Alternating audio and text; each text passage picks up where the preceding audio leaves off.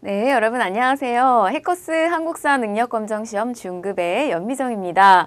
네, 우리 오늘도요, 지난 시간에 이어서 신라의 발전 과정, 그리고 신라가 결국에는 삼국까지 통일하는 그 과정에 대해서 좀 살펴보도록 하겠습니다. 그리고 이어서요, 남쪽으로는 통일신라, 그리고 북쪽으로는 발해, 이렇게 남북국 시대까지 함께 한번 다뤄보도록 하겠습니다. 자, 그러면은 기출주제 9번째고요. 신라의 삼국통일 그 준비 과정부터 좀 살펴보도록 할게요. 자, 신라는 이 고구려와의 동맹을 처음에 시도를 했습니다. 그래서 선덕여왕 시기 때요. 고구려 쪽에 먼저 손을 뻗는데 당시에 주도권을 쥐고 있었던 연개소문이 자리하고 있었을 때 김춘추를 사신으로 보내게 됩니다. 근데 이게 동맹이 잘 이루어지지 않아요. 실패하고 말고 그다음에 신라는 김춘추를 당에 보내요. 자, 이때 당은 신라 쪽에 나당 동맹을 제의를 덥석 받게 됩니다. 자, 그 이유는 뭐냐면 이 당나라는 중국은요, 역사적으로 봤을 때 그 이전부터 수나라도 한번 고구려에게 당했어요. 살수대첩. 그리고 당나라 역시 안시성 전투로 인해서 고구려에게 참패를 당하게 되죠. 자, 그러면서 이렇게 이제 마음에 들지 않는 이 고구려, 어떻게 하면 저 고구려를 굴복시킬 수 있을까? 자, 이 고구려 원정에 실패한 이 당은 한반도를 장악하기 위해서 신라의 동맹 제의를 수용하게 됩니다. 그러면서 나당 연합을 우리가 맺게 되는 거죠. 자, 그래서 보시면은 당시에 신라의 상황은 어떤 상황이었냐면 김춘추가 진덕여왕에게 집사부의 설치를 건의하면서 국내 집권체제를 강화시키고 있었던 상태였어요. 그래서 이 집사부라고 하는 거는 여러분 좀 잘 기억을 하시는데 저 집사부 안에 있는 장관격인 중시, 이 중시의 기능이 굉장히 강해지면 이건 당시에 왕권의 기능이 강해진다. 이렇게 보시면 되겠고요. 저 중시의 기능이 약화되면 당시에는 왕권도 역시나 약화됐다. 이렇게 좀 기억을 하시면 좋겠어요. 자, 그래서 이후에 정치적으로 입지가 강해졌던 이 김춘추는 결국 진골 출신 김춘추 최초의 진골 출신의 왕으로서 등극을 하게 됩니다. 그래서 처음으로 우리 그 중국식 그런 칭호 태종 무열왕으로서 즉위를 하게 됩니다. 자, 그래서 여기까지 이렇게 김춘추가 처음에 즉위된 상황까지 우리가 좀 살펴봤고요. 자, 그러면은 이렇게 나당 연합을 맺게 되면 그 다음부터 우리가 공격을 어디를 먼저 멸망을 시키면 되겠냐? 자, 고구려가 있고요. 백제가 있어요. 그런데 강대국이었고 굉장히 이렇게 무너뜨리기 쉽지 않은 이 고구려를 먼저 건드리기에는 조금 어려움이 있어요. 그래서 어디부터 치느냐? 우선 이 백제가 만만한 거죠. 그래서 이 백제를 먼저 멸망을 시킵니다. 연도로 치면요. 660년 정도에 해당이 되고요. 자, 당시에 백제 의자왕 말년에 왕을 비롯한 지배층의 사치와 향락으로 국력이 소모되어 있었던 상태였다. 자, 그래서 신라의 김유신의 군대가 황산벌에서 그렇죠. 마지막 결사대 이 개백의 결사대를 격파를 하게 됩니다. 자, 그런데 여러분 우리 좀 이 원인에 대해서 좀 잠깐 살펴보면요. 여기 우리가 이제 역사적으로는 공식적으로는 마치 의자왕이 굉장히 사치와 향락을 부려서 이 정치를 제대로 돌보지 않았구나 좀 이렇게 생각하실 수도 있는데 결국 이 역사의 기록이라고 하는 것은 승자의 기록이에요. 이 신라가 본인이 이 나라가 통일을 완성시키기 위한 어떤 전쟁의 명분, 정당성을 확보하기 위해서는 이 백제 왕이 마지막 말년에 정치 제대로 돌보지 않았다. 이런 식의 어떤 조금 깎아내림이 있어야 된다는 거죠. 자, 그래서 실제 이 의자왕 같은 경우는요. 효심도 굉장히 깊었고 정치도 꽤 잘했다고 해요. 그래서 해동의 증자라고 칭호를 얻을 정도로 조금 평가가 좋은 왕이었기도 했지만 어쨌든 이제 마지막에 사실은 좀 일부 좀 실정, 정치를 좀 제대로 돌보지 않은 그런 점들을 사실은 부각시켜가지고 신라가 전쟁의 명분으로 삼았다. 이렇게 이해하시면 좋을 것 같아요. 자, 그래서 그 전개 과정 보시면 김유신이 군대 이끌고 황산벌에서 마지막 이 개백의 결사대를 격파를 하게 됩니다. 여기도 잘 들여다보게 되면요. 5천의 군대와 사실은 5만의 군대가 맞서 싸웠어요. 이 군력적으로 절대 이게 비견할 수가 없을 정도로 차이가 많이 났는데 4번의 4차례에 걸친 전투에서 계속해서 이 계백의 결사대가 승리를 하게 돼요. 그러니까 아주 이 전쟁에 참여했던 그 마음가짐이 거의 죽기 살기로 달려들었다라고 생각하시면 됩니다. 이 기록에 의하면 계백 같은 경우는 전쟁에 참여하러 이렇게 나섰을 때 자기의 처자식을 자결하라고 시키고 이렇게 나섰다고 해요. 그러니까 그 정도로 사실 이 계백은 이 전쟁이 이길 거라는 생각은 그렇게 크게 하지 않았던 것 같아요. 그렇지만 전쟁을 좀 죽기 살기로 참여를 해서 어차피 전쟁에서 지게 됐을 때 나라가 망하게 되면 자기의 처자식들은 상대국의 노비가 될 바에는 그렇게 치욕스러운 삶을 살 바에는 차라리 그냥 자결하는 게 낫다라고 하는 그런 좀 아주 그 절박한 심정으로 이 전투에 나왔기 때문에 계속해서 승리를 했다. 그렇게 보시면 됩니다. 자, 그런데 상황이 한번 반전돼요.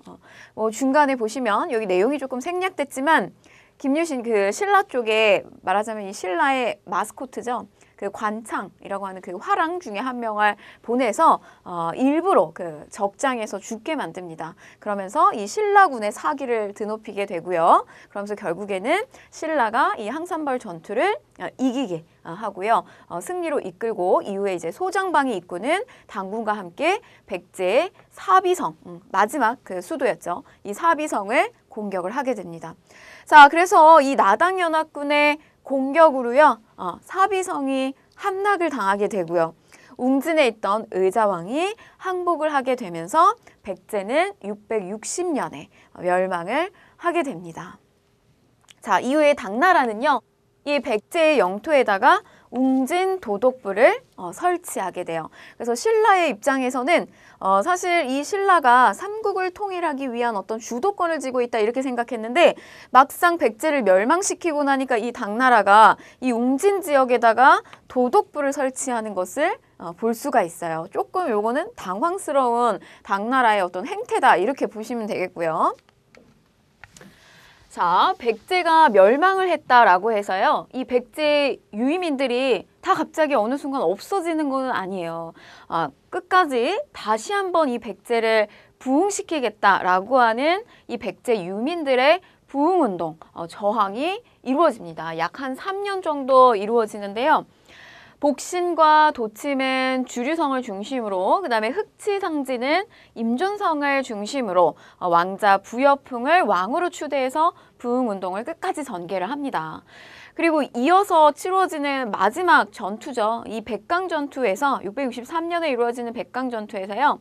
외의 수군이 백제 부흥군을 돕기 위해서 이제 백강 근처까지 왔지만 결국에는 나당연합군에 의해서 패배하고 맙니다. 그래서 결국에는 끝까지 다시 한번 백제를 일으켜보려고 노력을 했지만 이 백제 부흥운동은 실패를 하고 맙니다.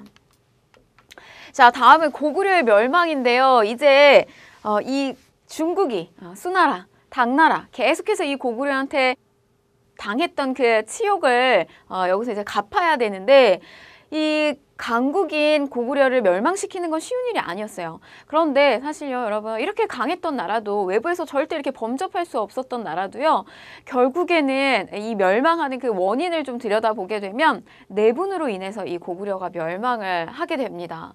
자, 668년에 이 고구려가 멸망하는데 수나라, 당나라의 전쟁으로 국력을 소모했고 이 고구려 같은 경우는 자, 연개소문이 눈을 감을 때 얘기했대요. 형제들에게 너네들 내분 절대로 일어나면 안 된다. 형제들끼리 다툼만은 하지 말아라 라고 이야기했는데 연개소문 죽고 나서요. 결국에는 지배층 내의 권력 다툼, 형제들 간의 어떤 왕위 쟁탈전이 벌어지게 됩니다.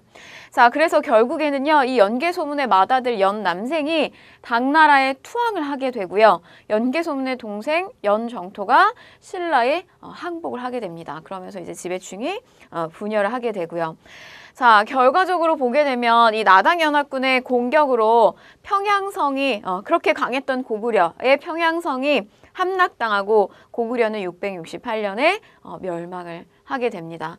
자, 그런데 또 보세요. 이 당나라가요. 고구려의 영토에 안동도읍을 설치를 하게 돼요. 우리 아까 백제가 멸망했을 때는 웅진도독부를 설치를 했단 말이죠. 그래서 이 신라의 입장에서는 굉장히 당황스러운 거예요. 우리가 니네 도와달라고 불렀는데 왜 너희가 지금 이 땅에 이 고구려 멸망시키고 나서 백제 멸망시키고 나서 이런 어떤 통치하는 관리부를 세워놓느냐, 좀 이상하게 생각할 수가 있다라고 하는 거죠. 자, 이어서 역시 고구려도 부흥운동을 일으키는데요. 전개 과정 보시면 건모잠, 고현무 이런 사람들이 보장왕의 서자 안승을 추대하고 한성과 오골성에서 부흥운동을 전개합니다. 자, 그런데 이 신라, 요거는 사실은 당나라를 좀 어느 정도 좀 의식한 행동으로 보이죠. 자, 이 신라의 문무왕이 당의 한반도의 야욕을 저지하기 위해서 금마저 익산에 보덕국을 설치하고 안승을 보덕국의 왕으로서 임명을 합니다.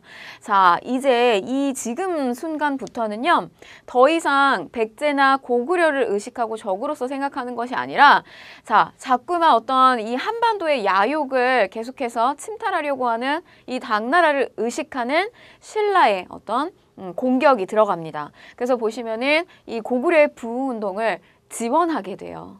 자, 결과적으로 지배층의 내분으로 고구려 부흥운동은 실패를 했지만 이후 고구려의 유민들이 발해를 건국하게 되고요. 고구려의 전통을 끝까지 위쪽, 북쪽에서 이루게 됩니다. 자, 삼국의 그 통일 과정, 전개 과정의 마지막 단계는 뭐냐면요. 백제 멸망시켰어요. 그리고 고구려 멸망시켰어요. 그리고 나서 이제 당나라, 야욕을 보이고 있는 요 당나라를 한반도에서 아예 내쫓아버려야 되는데, 당은 신라를 이용하여 한반도 전체를 장악하였고요. 이에 따라서 한반도 통치기구로 웅진도독부, 그다음에 계림도독부, 신라 땅에도 심지어 설치한 거예요. 그리고 안동도부를 설치를 하게 됩니다. 자, 주요 전투의 내용을 살펴보게 되면, 자, 처음에 나당 전쟁이 그러니까 첫 번째 전투라고 보시면 돼요.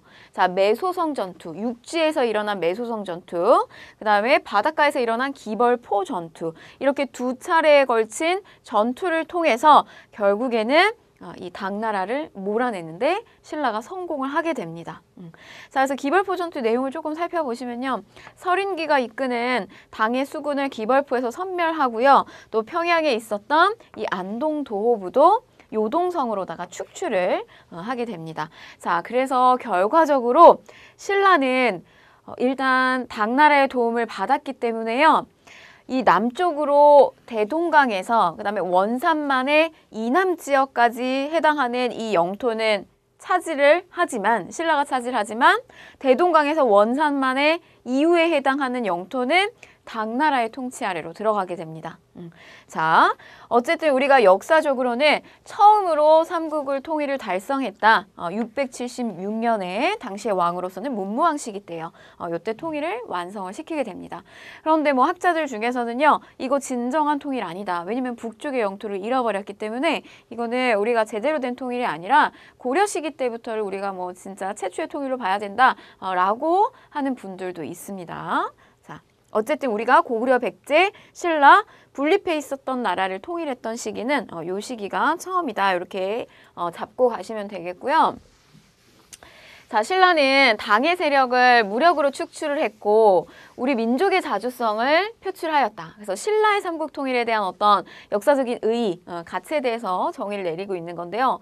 또 고구려와 그다음에 백제의 문화적인 면들을 빠르게 수용을 하고 또 민족 문화의 발전의 토대를 마련하기도 했습니다. 그래서 적극적으로 이후에 신라가 통일을 하고 난 다음에는요, 민족 문화를 융합시키기 위한 노력들을 많이 보여요. 자, 한계로는 신라의 삼국 통일에 당을 이용하였고 광활한 고구려의 영토 대부분을 상실하고 대동강에서 원산만에 이르는 불안정한 통일을 달성하였다라고 하는 한계를 가지고 있습니다.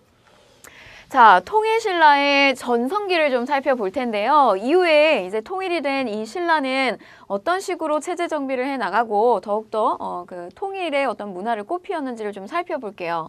자, 보시면 영토가 확장됐어요. 또 그 다른 나라였던 그전에는 우리가 이렇게 분립되어 있었던 고구려 백제의 문화까지 수용해서 들어옵니다. 경제적인 면에서, 정치적인 면에서, 또 왕권 강화 측면에서 다시 한번 이런 결속력을 다지고 왕권을 강화시키려는 노력들을 해야 되는데요. 자, 문무왕 시기 때 삼국 통일이 완성됐던 문무왕 시기입니다. 자, 우리 여러분 요게 조금 잘 헷갈리시는데요. 신라가 삼국을 통일하는 데 발판을 마련한 건 김춘추예요. 태종, 무열왕. 그런데 이 통일이 완성된 거는 그의 아들이었던 요 676년에 문무왕 시기입니다. 그래서 요거는 꼭 혼동되지 마시고요. 자, 그래서 보시면 이 문무왕 시기 때 고구려가 멸망당했던 때 668년 이 문무왕 시기 때 걸치고요. 그 다음에 나당 전쟁에서 승리했던 매소성 기벌포 전투 역시 이 문무왕 시기 때에 들어간다라고 하는 거 이렇게 정리를 하시면 되겠고, 또 문무왕 시기 때는 지방간을 감찰하기 위한, 즉 관리를 감찰하기 위한 감찰기구를 만들어요. 그게 뭐냐면은 외사정입니다. 이런 외사정을 파견하기도 했고요.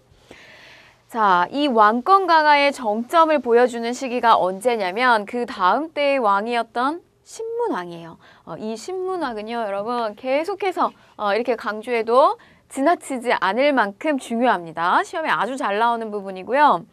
자, 이 신문왕이 왕위에 즉위하자마자 신문왕의 왕권을 위협하는 일이 발생하게 돼요. 그게 뭐냐면 신문왕의 장인이었던 김흠돌의 모욕 사건이 일어납니다. 자, 이런 모욕 사건이 일어났을 때 신문왕은 좀 갈등을 했을 거예요. 본인의 장인이기도 하고요. 자, 그런데 이걸요 단박에 진압을 하고요. 장인이건 뭐 자기 아내 상관없이요. 아내도 내쫓아버리고요. 이 김흠돌 역시 숙청을 합니다. 그러면서 이 모욕 사건에 연계된 모든 관리나 장수들을 다 숙청하면서 내가 이 통일신라의 왕이다. 이 통일신라의 왕이다. 왕권 강화 내가 제대로 이루겠다라고 하는 것을 아주 제대로 보여주는 사건으로서 이걸 정리를 합니다. 자, 그래서 강력한 왕권을 확립을 하게 되고요. 자, 이어서 경제적인 부분에서 보여지는 모습이 왕권 강화를 제대로 하고 그다음에 귀족들을 좀 누르는 걸 볼 수가 있는데요. 보시면 관료전을 지급했다. 이런 표현이 있고요. 그 다음에 노급을 폐지했다. 요거는 아주 잘 나오는데 여러분 보시면 이 관료전이라고 하는 건요. 관리들에게 조세 징수를 할 수 있는 권한을 주는 거예요. 그 일한 대가로. 그런데 보시면 이 관료전은 조세만 징수할 수 있어요. 자, 그런데 반면에 노급이라고 하는 거는 뭐냐면 귀족들이 이걸 경제적 기반으로 삼기에 아주 좋았는데 조세를 징수할 수 있는 권한을 주기도 하고요. 그 다음에 그 토지에 딸려있는 노동력까지 함부로 이렇게 마음대로 할 수 있는 그런 권한이 바로 노급이었어요. 그래서 당시에 왕권 강화를 꿈꿨던 강력한 왕권을 확립하기를 원했던 이 신문왕은 이 관료전을 지급하고요.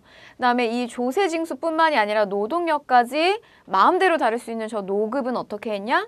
이거는 폐지했어요. 자, 그래서 이렇게 관료전 지급, 노급 폐지 이렇게 신문왕 때 있었다라고 하는 거 정리하시고요.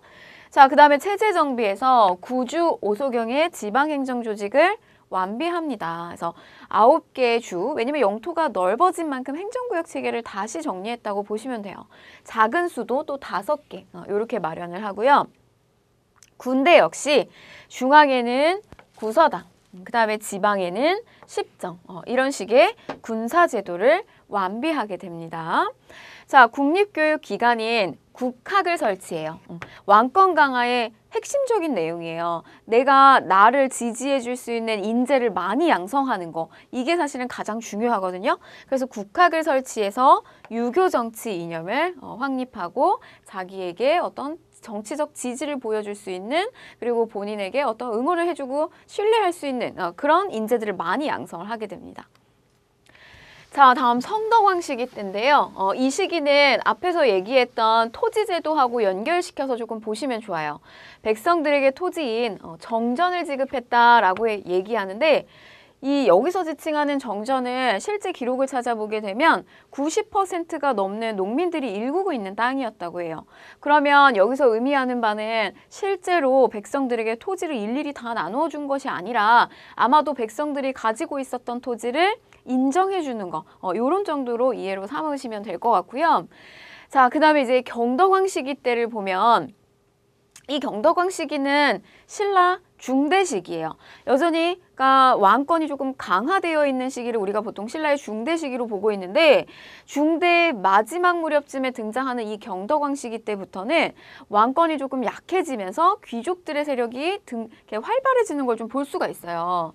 그래서 보시면 그걸 대표적으로 보여주는 사례가 이 노급이 부활된다 라고 하는 겁니다. 그래서 저 노급은 앞에서 설명드렸다시피 관료전이 있는 거랑 이 노급이 있는 건 차이점이 있어요. 그래서 귀족들이 훨씬 좋아하는 거는 노동력까지 증발할 수 있는 이 노급이라는 거죠. 근데 이 노급이 경덕왕 시기 때에 부활을 하게 되고요. 자, 그다음에 관등명 지명이 중앙관청 관료의 칭호와 지방행정구역의 명칭을 중국식으로 변경해요. 자, 그리고 유학교육을 강화하네요. 국학을 태학감으로 고치고 박사와 조교를 두고요. 그 다음에 또 불교를 증흥시키기도 합니다. 김대성이라고 하는 인물이 자신의 어떤 전생의 부모를 위해서 석굴암, 그리고 현생의 지금 부모를 위해서 불국사를 창건했다, 이런 이야기가 있고요. 그 다음에 성덕대왕 신종을 주주했다라고 하는 내용이 있는데 보시면 좀 혼동이 오실 거예요. 이 경덕왕 시기 때는 귀족 세력들이 이렇게 반발을 많이 했다. 그리고 귀족들의 권한이 조금 올라갔다. 이렇게 보는데 나머지 것들을 보면 왕권 강화를 하고 있어요. 그래서 이 시기는요. 아마도 중대 말미의 시기 때 귀족들이 막 반발을 일으키고 있는 이런 상황 속에서 뭔가 이 왕이, 그러니까 경덕왕이 뭔가 이렇게 왕권을 강화하기 위한 어떤 마지막 발버둥을 치고 있는 그런 모습을 떠올리시면 될 것 같아요. 자, 그래서 이런 식의 어떤 체제 정비를 하고 있었다라고 보시면 되겠고, 자, 다음으로 이제 통일신라 시기 때 우리 통치체제를 좀 살펴보도록 할게요.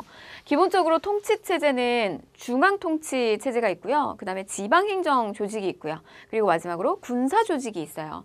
이렇게 크게 세 파트로 나눠서 여러분들이 살펴보시는데, 자, 이 중앙행정조직 같은 경우 신라는 국왕의 직속기구인 이 집사부와 집사부의 장관인 시중. 그래서 제가 이게 강해지면 왕권이 강화되고 이게 약해지면 왕권이 약화된다. 이런 표현을 드렸죠.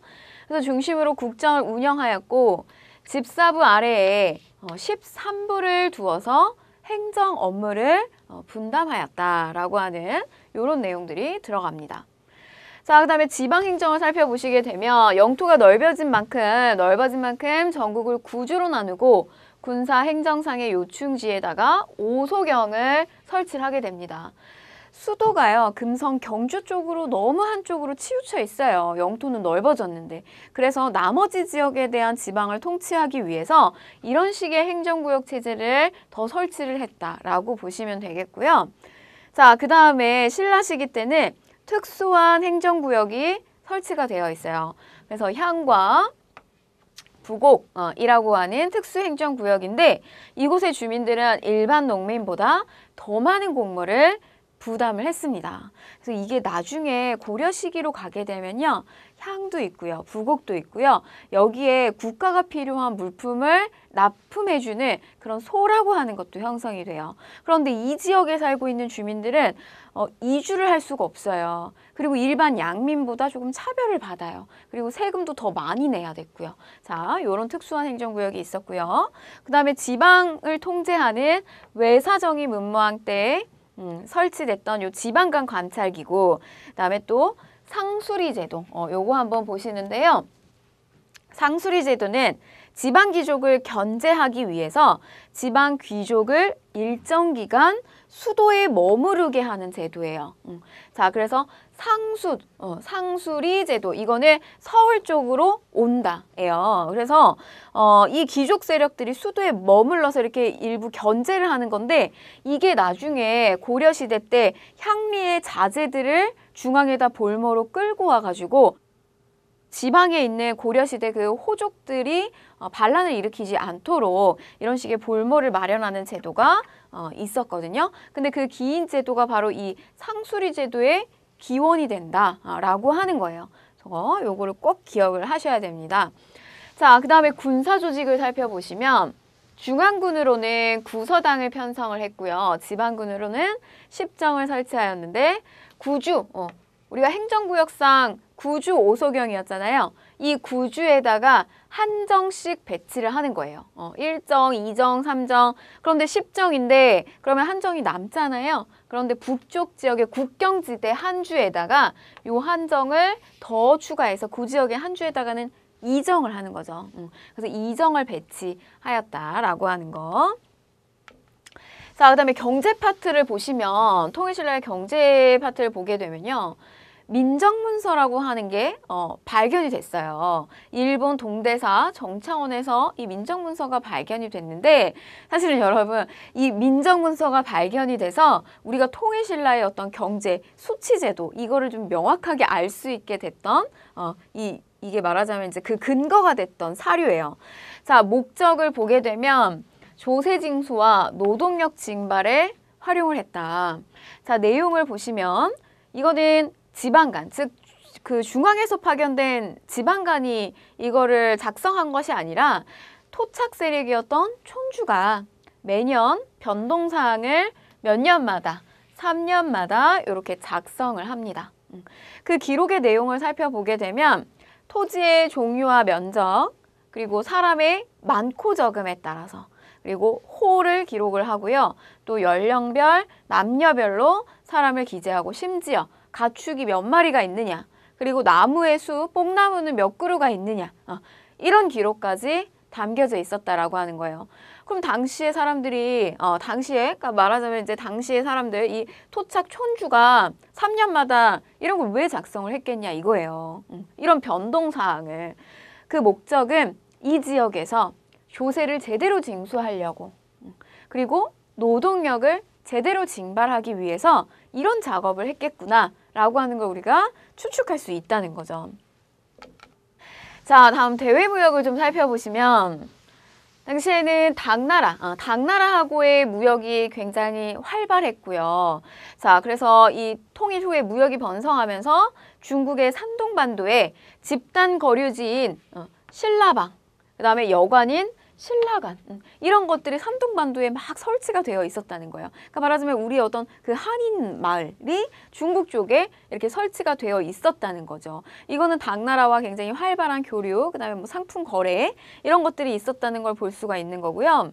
대표적인 무역항은 당항성, 한강유역의 당항성이죠. 신라가 결국에 나중에는 이 백제를 배신하면서까지 한강의 하류 지역을 차지하려고 했던 이유, 중국하고의 교류, 이 당항성을 획득하면서 완전하게 통일의 발판을 마련하게 되죠. 자, 그 다음에 울산항이 유명했는데 이 울산항은 이 당항성 중국 쪽하고의 거래 뿐만이 아니라 아라비아, 서역의 상인들까지 왕래할 수 있는 어떤 신라시대 때의 국제교류를 할 수 있었던 그런 항구였다. 이렇게 기억을 하시면 되겠고요. 자, 그 다음에 또 하나 이 대외무역을 활발하게 이끌었던 대표적인 인물이 있습니다. 그게 누구냐면 장보고예요. 자, 이 장보고는요. 어렸을 때 아명은 활을 잘 쐈다. 이래서 군복이고요. 굉장히 이 출신 자체는 신분이 별로 좋지 않았어요. 그럼에도 불구하고 이 청해진을 설치하게 되면서 굉장히 어떤 해적을 소탕하면서 이 해적 무역권을 장악하면서 군사적으로도 성공을 하게 되고 군공을 많이 세우기도 하고요. 그리고 이후에 이 지역 일대의 무역을 독점하게 되면서 경제적으로도 부를 많이 축적을 하게 됩니다. 처음에는 뭐 이제 당나라에 가서 뭐 어떤 이런 장수였다. 장보고의 어렸을 때의 기록에 대해서는 구체적으로 자세히 나와 있진 않지만 그런 식으로 어떤 신임을 얻어가지고 결국에는 이제 흥덕왕시기 때 무렵에 완도 지역에 청해진을 설치하면서 이렇게 급부상을 하게 돼요. 자, 그래서 이 당나라와 일본 사이에 사무역을 독점을 하면서 경제적으로도 굉장히 성장을 하게 됐고 중국의 산동성, 적산촌의 법화원이라는 요 사찰을 건립하게 되면서 아주 주변으로부터 굉장히 이 장보고가 낮은 신분의 사람으로서 성공한 인물로서 굉장히 많이 입에 오르내렸다고 합니다. 그래서 나중에 결국에는 정치적으로도 영향력을 끼쳐요. 막 왕을 이 장보고의 힘에 의해서 올리기도 하고요. 자, 상업의 발달 부분을 보시면 농업 생산력이 향상이 되었고요. 또 동시는 우리 지증왕 시기 때 설치가 됐는데 이 동시만으로 상품의 수요를 감당하지 못하니까 효소왕 때 서시와 남시까지 설치를 하게 되고요. 이 서시와 남시를 또 감독하는 서시전, 남시전 이런 것들을 또 두기도 했습니다. 자, 신라 하대로 넘어가게 되면요. 자, 여러분 이 신라는 우리가 크게 보시면 상대와 그다음에 중대와 그다음에 하대 이렇게 세 시기로 구분을 할 수가 있어요. 자, 보통 이런 식으로 이제 구분을 할 때는요. 이 중대 시기 때 출발점을 언제로 삼냐면 우리 무열왕 시기 김춘추 최초의 진골 출신의 왕이었던 김춘추 무열왕 시기 때부터 이 중대의 출발점으로 삼고 있고요. 그다음에 이 중대의 마지막은 해공왕 시기. 해공왕 시기는 결국에는 진골 사이의 귀족 다툼에 의해서 결국에는 이 회공왕이 죽음을 당하게 되고요. 자, 이후에 하대의 출발점으로 왕위에 오른 왕은 선덕왕입니다. 그래서 이 시기에 무열계의 진골 출신의 왕이 왕위를 잇고요. 이후에 이 하대로 오게 되면 내물계의 진골 출신의 왕이 쭉 이어서 오게 됩니다.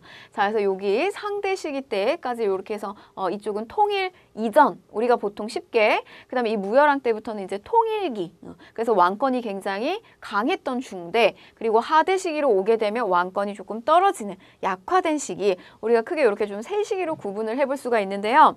자, 이 신라 하대의 사회 동요에서 요 마지막, 이 중대의 마지막이었던 이 해공왕 시기 때 보게 되면 이 해공왕이 어린 나이로 즉위를 하게 돼요. 그래서 귀족 간의 권력 다툼이 심화되고 결국 해공왕이 반란으로 피살되자 진골 귀족들은 본격적으로 왕위쟁탈전이 계속해서 벌어지게 됩니다. 155년간 약 20명의 왕들이 교체가 되는데요. 실제로 이 왕이 약 1년도 채 하지 못하고 즉위하지 못하고 죽는 경우도 다반사였다고 합니다. 자, 그래서 신라 하대로 넘어오게 되면 많은 그 사회의 동요, 난들이 일어나요. 자, 김지정의 난. 김지정이 일으킨 난으로요. 이 난 진압 과정에서 이 해공왕이 피살을 당하게 되고요. 자, 이후에 김헌창의 난, 헌덕왕 시기 때 요 김헌창의 난이 일어나는데 자신의 아버지였던 이 주원이 왕위에 오르지 못하자 불만을 품은 웅천주 공주도독 이 김헌창이 난을 일으켰지만 결국에는 실패해요. 자, 그래서 헌덕왕 시기 때 같은 때에 이 김헌창이 이 김주원의 아들이었던 김헌창이 난을 일으켰잖아요. 그런데 그 다음에 또 손자인 이 김범문이 자기 할아버지가 왕이 못된 거에 대해서 여전히 또 이제 앙심을 계속 품고 반란을 일으켰지만 결국에는 실패하게 됩니다. 자, 그 다음에 이제 하대에는 무슨 난이 일어나냐면 이 장보고가 난을 일으켜요. 아니, 이렇게 승승장구하던 이 장보고가 왜 난을 일으켰을까 살펴보시면 자신의 딸을 왕비로 옹립시키려고 하는 약속을 한 거예요. 왕이랑. 그러니까 정치적으로도 입지가 점점점 강해지면서 결국에는 막 왕위를 계승하는데도 이 장보고의 영향력이 들어가게 돼요. 그래서 자신의 딸을 내가 너를 왕으로서 이렇게 세력을 키워주면 우리 딸을 왕비로 다 옹립해라 라고 하는데 그 약속을 저버리게 됩니다. 그리고 그거 역시 주변에서 진골 귀족들이 굉장히 많은 반대를 해요. 결국에는 너무나 세력이 강해지는 이 장보고, 미천한 이 장보고를 좀 못마땅하게 여긴 이제 주변에 여러 그 권력 다툼이 막 일어나면서 결국에는 염장이라고 하는 그 인물에 의해서 암살을 당하게 된다라고 하는 기록이 나오죠. 그래서 난을 일으켰지만 결국에는 실패를 하게 됩니다. 자, 이 사회적, 경제적 모순이 신라 하대에 오게 되면 더욱더 격화되는데요. 자, 중앙 진골 귀족들이 특권 유지를 위해서 계속해서 이 골품 제도에 집착을 하고 또 뭐 귀족들의 농장 확대로 인해서 많은 자영농이 몰락을 하게 됩니다. 저 골품 제도라고 하는 거는 뼛속에 박는 어떤 태어날 때부터 정해지는 신분제잖아요. 그러니까 사실 신라 사회는 계속해서 이렇게 똑똑한 인재들이 많이 나오고는 있지만 그런 똑똑한 인재들을 적재적소에 이렇게 활용할 수 있는 등용시킬 수 있는 그런 방법은 제시가 되지 않았다는 거예요. 그래서 그러한 불만층들이 계속해서 이렇게 일어난다라고 보시면 되겠고요.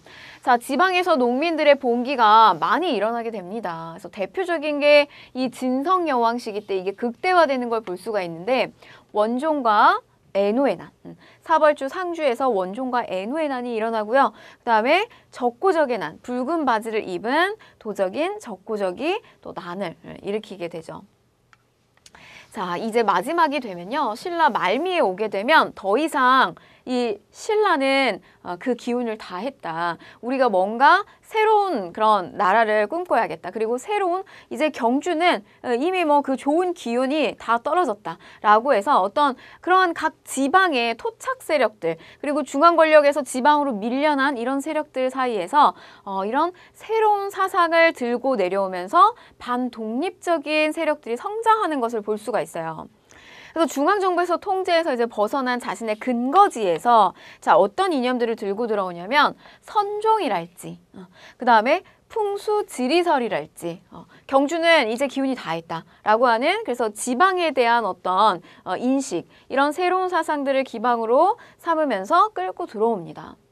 자, 특징을 살펴보게 되면 스스로를 이들은 성주 또는 장군이라고 칭하면서 자신이 통치하는 지방의 행정권, 군사권, 경제적 지배력까지 전부 다 특권을 가지고 있는 아주 이런 막강한 세력이 지방에서 성장을 하게 돼요. 그래서 이러한 세력 중에 대표적인 인물이 누구냐면 견훤이죠. 그리고 궁예, 그 다음에 왕건입니다. 이들이 결국에는 신라의 반하는 그런 새로운 나라를 꿈꾸면서 각 지방에서 들고 일어나게 됩니다. 자, 그 다음에 이 지방의 호족 세력들하고 같이 그 세력을 연계한 세력이 있는데요. 그게 바로 골품제 사회에 대해서 불만을 굉장히 많이 품고 있었던 이 똑똑한 인재들, 이 육두품 세력들이 바로 이 지방 호족 세력과 연계하면서 같이 사회개혁을 촉구하게 되는 거죠. 자, 대표적인 인물이 채치원이고요. 진성여왕 시기 때요. 이 채치원은 지금 우리가 해야 되는 급선무에 대해서 시무 10여조에 대해서 진성여왕에게 제시를 합니다. 그래서 우리나라는 지금 이런 점들이 문제고요. 그렇기 때문에 빨리 이걸 개선을 해야 됩니다. 라고 이렇게 개혁안을 제시하지만 결국에는 진골 귀족들에 의해서 받아들여지지가 않아요. 자, 그리고 이후에도 뭐 최승우, 최연희 이런 대표적인 인물들이 있습니다. 그래서 채치원 같은 경우는요, 나중에 저런 것들이 받아들여지지 않고 하니까 결국에는 이제 낙담을 하고 저기 이제 산골짜기로 들어가게 되면서 뭐 여러 가지 뭐 지필 작업을 하기도 하고 그렇게 생을 살다가 마감을 하게 되죠. 자, 이 시기에는 앞에서 우리가 잠깐 살펴봤는데요. 새로운 사상으로서 불교의 한 종류였던 선종과 그 다음에 풍수지리설이라고 하는 새로운 사상이 등장을 합니다. 자, 이 선종이라고 하는 것은 개인적인 실천 수행을 통해서 깨달음을 구하는 등의 개혁적인 성향을 가지고 있는 불교 중에 하나예요. 자, 이 불교에는 교종이라고 하는 것과 선종이라고 하는 것이 있는데요. 특히 이 교종 같은 경우는 어떤 부처님의 말씀 이런 것들을 이제 경서를 통해서 배우는 거예요. 그렇기 때문에 이거는 글을 모르는 사람들이 알기에는 조금 어렵습니다. 그래서 주로 지배층들 사이에서 이 교종은 유행을 했고요. 이 선종 같은 경우는 실천적 수행을 통해서 깨달음을 얻는 거예요. 그렇기 때문에 지배층들보다는 조금 일반 민중들에게 조금 호응을 얻고요. 그 다음에 중앙 세력보다는 조금 그 중앙 정계에서 밀려나 있는 지방 세력들한테 호응을 많이 얻었던 게 선종이에요.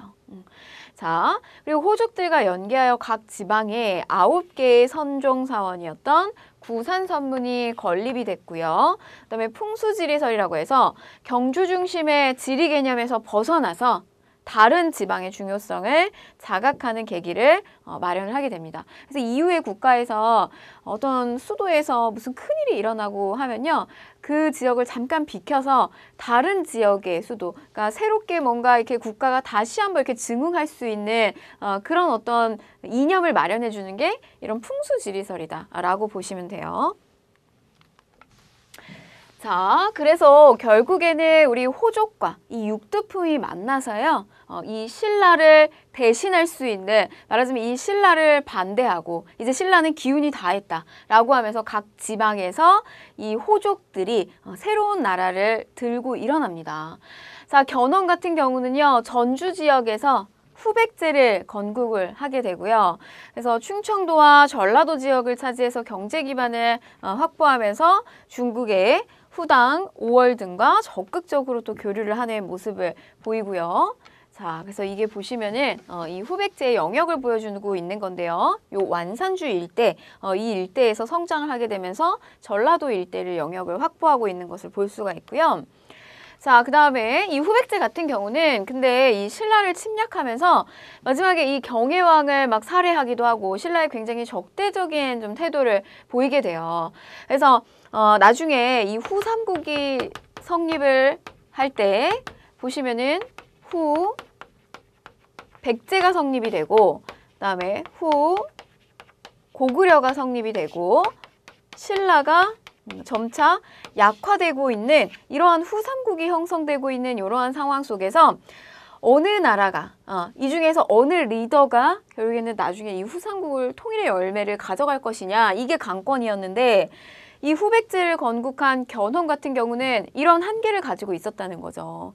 통일을 다시 한번 하려고 하는 그 과정 속에서 신라에 대해서 굉장히 적대적이고 폭력적인 행동들을 많이 보여요. 그리고 조세를 지나치게 수치하고 또 호족 포섭에도 실패하면서 결국에는 고구려의 공격을 받아서 멸망을 하게 됩니다. 자, 후 고구려의 상황을 볼까요? 신라 왕족 출신인 궁예가 양길에 의하여서 힘을 기른 후에 어디에서? 개성에서, 송악에서 후 고구려를 건국을 하게 됩니다. 이 궁예는 신라의 왕족 출신이라고 하는 이야기가 있죠. 그런데 이게 이제 적자가 아니라 사실은 이제 반개, 첩에서 나왔기 때문에 이 궁예가 나중에는 쫓겨가지고 막 도망을 가다가 유모가 이 궁예가 갓난아기였을 때 이렇게 들고 뛰었다고 해요. 그러다가 이제 언덕 위에서 이렇게 딱 떨궜는데 당시 이제 밑에서 이 아기를 봤다가 이렇게 손에 의해서 잘못해서 이 궁예의 눈이 찔리는 바람에 한쪽 눈이 이렇게 실명하게 됐고, 그래서 여러분들이 익히 아시는 것처럼 이 궁예가 이렇게 한쪽에 이렇게 안대를 끼고 나오는 것을 볼 수가 있어요. 그래서 그런 조금 사연이 있는 인물이 궁예입니다. 그래서 나중에 뭐 이렇게 사료 속에 살펴보게 되면 이 궁예가 뭐 신라와 관련된 어떤 일들에는 굉장히 막 이렇게 화를 못 참고 막 분풀이를 하는 그런 장면들도 막 기록으로 남겨져 있고요. 자, 그래서 결국에는 이제 후 고구려를 건국을 하게 되는데, 자, 강원도, 경기도 일대를 점령하고 한강 유역을 확보하게 됩니다. 국호를 처음에 후 고구려에서요, 나중에 마진으로 바꾸고요. 그다음에 여기서 철원으로 수도를 옮기고 다시 마진에서 태봉으로 국호를 변경을 하게 됩니다. 자, 관제는 국정총괄 기관인 광평성을 비롯한 여러 관서를 설치를 하게 되고요. 자, 이후 고구려의 한계를 보게 되면 역시 견훤하고 마찬가지로 일단 민심들의 신망을 많이 얻어야 되는데 지나친 조세 수치 그리고 미륵신앙을 통한 전제 정치로, 그래서 보시면은 뭐 온만이 반매요 막 이러면서 본인이 뭐 관심법, 사람의 마음을 꿰뚫어 볼 수 있다 막 이런 이야기를 하면서 결국에는 미륵신앙에 완전히 조금 잘못된 방향으로 빠지게 돼요. 그러면서 이 궁예는 신하들에 의해서 축출이 되고요. 이 궁예 밑에 있었던 왕건이 포용정책, 이거 나중에 이제 이 포용정책을 통해서 결국에는 통일을 하게 되죠. 이 왕건이 왕위에 올라서 민중들의 힘에 입입어 고려를 918년에 건국을 하게 됩니다. 자, 이게 이제 여기까지가 우리 요 앞에까지가 사실 이제 후삼국 신라가 멸망하는 과정 속에서 남쪽 지역에 다시 한번 이제 후삼국이라고 하는 나라들이 성립이 됐고 그 후삼국이 어떻게 해서 이제 고려까지 완성을 시켰느냐 이런 모습을 좀 살펴본 거고요. 자, 이 남쪽은 신라가 이렇게 문화를 꽃피우고 그다음에 흥망성쇠를 겪고 있었을 때 우리 이 북쪽으로는 발해라고 하는 나라가 건국이 됐어요. 그래서 보시면 고구려의 유민들이 계속해서 이제 저항이 지속되니까 당은 그 보장왕을 요동도독에 임명하는 데 이제 회유책을 실시를 하게 됩니다. 근데 뭐 이러한 이제 고구려 멸망 이후의 상황들이 연출이 되고요. 이후에 고구려 유민 출신 중에 한 명이었다. 이렇게 기록으로 좀 나타나고 있는 대조영이라고 하는 인물이 동모산에서 발해라고 하는 나라를 건국을 하게 되고 또 천통이라고 하는 연호를 사용을 하게 됩니다. 우리가 이후에 조선 후기의 실학자는 이 시기를 남북국 시기로 그래서 남쪽 통일신라, 북쪽은 발해 그래서 이 시기를 이렇게 남북국 시기로 봐야 한다라고 하는 이야기를 하게 됩니다. 자, 발해의 발전과 멸망을 좀 살펴보게 되면요. 여러분 이 발해라고 하는 나라는 왕들의 업적을 공부하는 게 중요해요. 그래서 보시면 이 발에는 나올 만한 왕들이 좀 일정 부분 정해져 있어요. 자, 고왕이 있고요. 그다음에 무왕, 그다음에 문왕, 그다음에 선왕. 이렇게 4명의 왕들을 기억하시면 되는데 자, 하나씩 좀 볼게요. 무왕, 대무예고요. 이난이라고 하는 연호를 사용했는데 특히 이 무왕 시기 때는 정복 전쟁을 굉장히 활발하게 합니다. 정복 사업을 활발하게 하는데 자, 동북방의 여러 세력을 복속시켜서 북만주 일대를 장악했고요. 또 흑수 말갈 공격 시도, 그다음에 장문휴의 수군으로 당해 산동 지방을 또 선제 공격합니다. 그래서 여러분 보시면 이 무왕 시기에는요. 굉장히 싸움을 잘하는 왕이다 이렇게 생각을 하시면 돼요.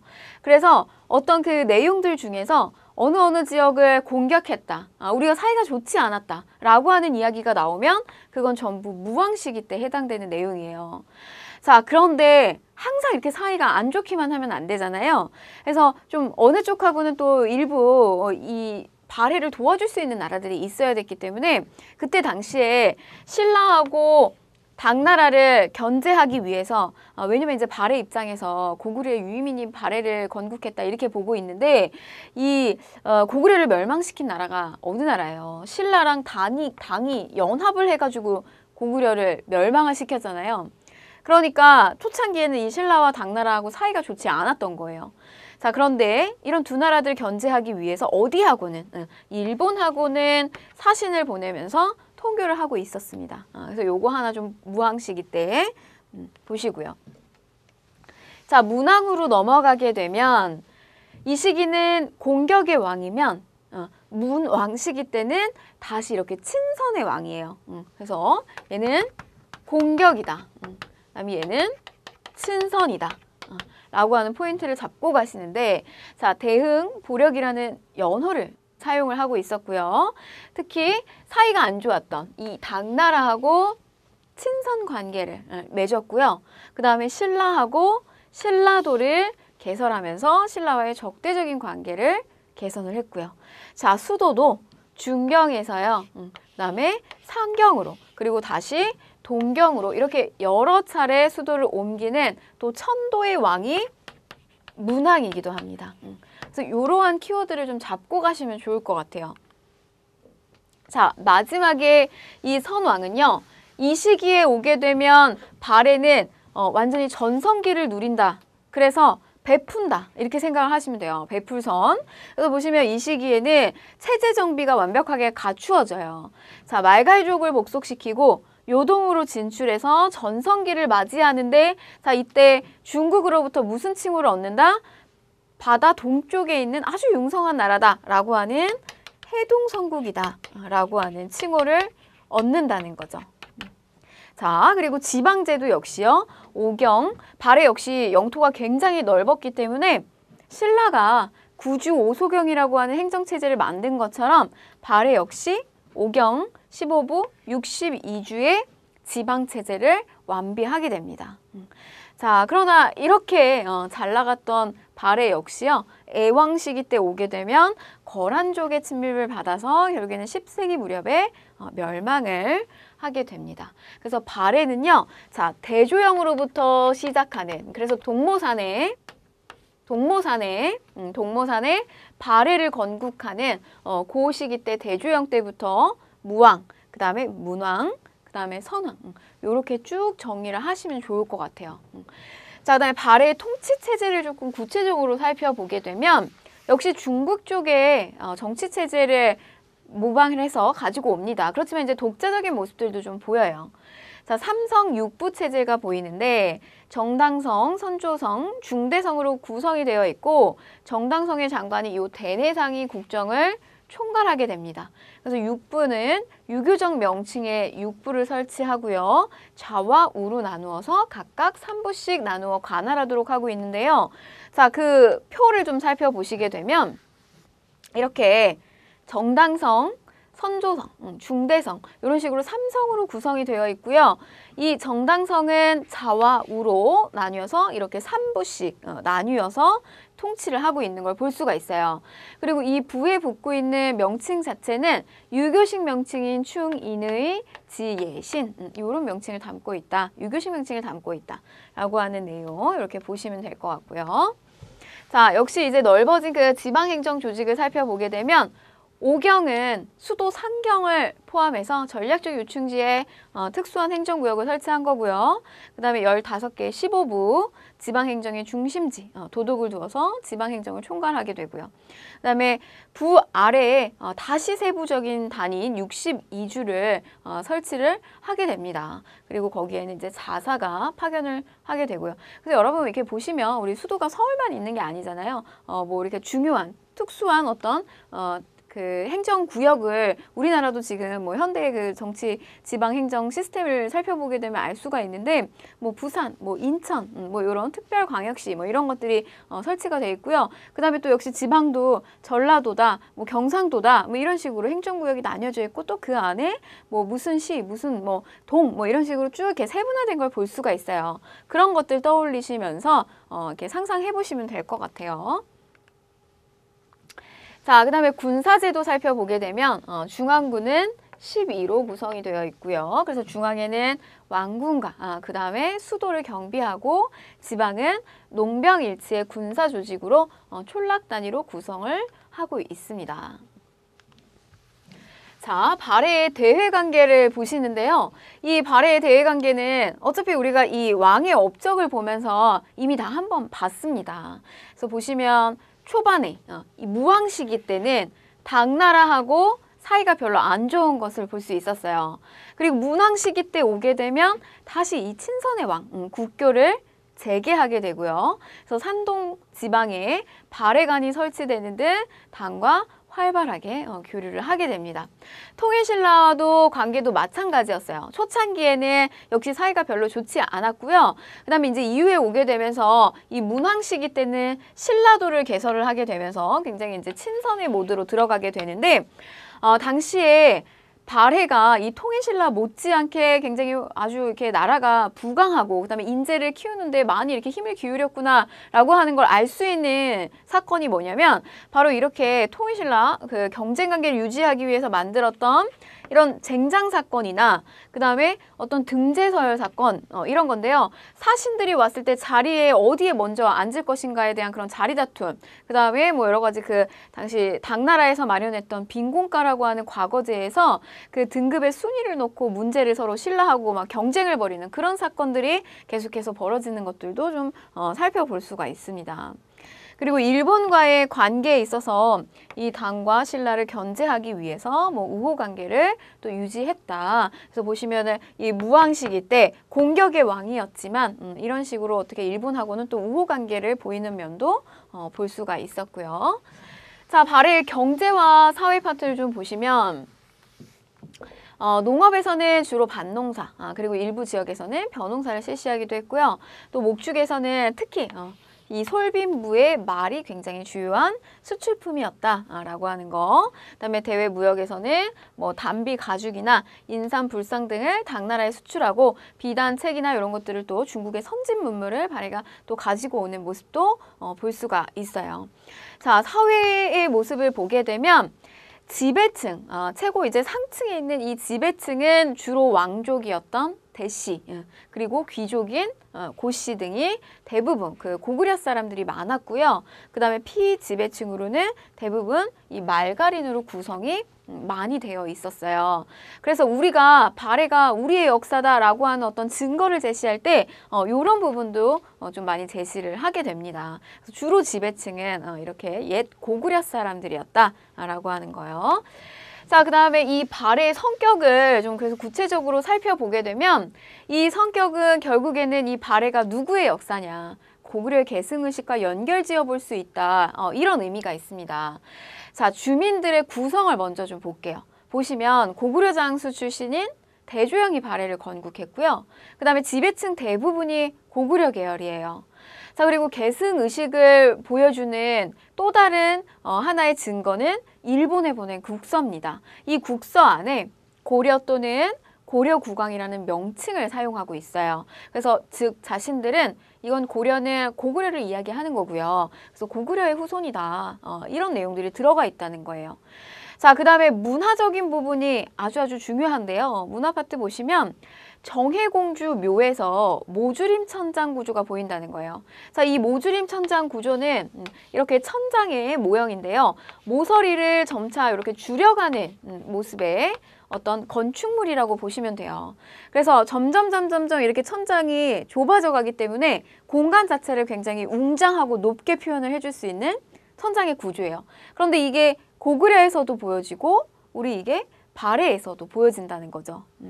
자, 그 다음에 상경성 터인데요. 이 상경성 터는 이런 형태로 발해의 상경에서 내성과 외성 이런 주작대로 형태로 보여지는 이 터인데 이 터 안에서 발견된 온돌 장치가 이게 결국에는 고구려에서도 사용됐던 문화라는 거죠.